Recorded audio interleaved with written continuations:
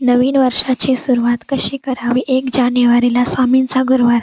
ही सेवा नक्की करा. अवधूत चिंतन श्री गुरुदेव दत्त. श्री स्वामी समर्थ. आपल्या चॅनलमध्ये सर्व स्वामी भक्ताचे मनापासून खूप खूप स्वागत आहे.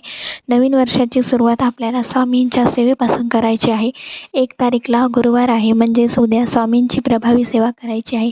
उद्या सकाळी लवकर उठून स्नान करून अंगण स्वच्छ झाडून रांगोळी काढून आपल्याला उंबऱ्याची पूजा करायची आहे. हळदीचे लेपन करायचे आहे.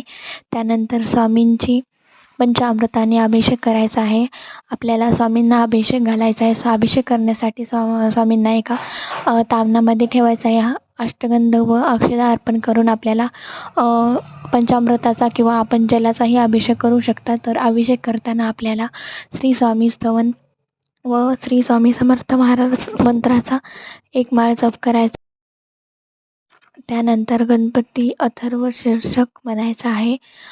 त्यानंतर आपल्याला 11 वेळा पुरुष सूक्त म्हणायचे आहे. 1 वेळा पवमान सूक्त म्हणायचं आहे. त्यानंतर श्री सूक्त 16 वेळा म्हणायचं आहे. अभिषेक करताना हे म्हणावे. जर आपल्याला 11 किंवा 16 वेळा होत नसेल तर आपण 1 वेळाही म्हणू शकता.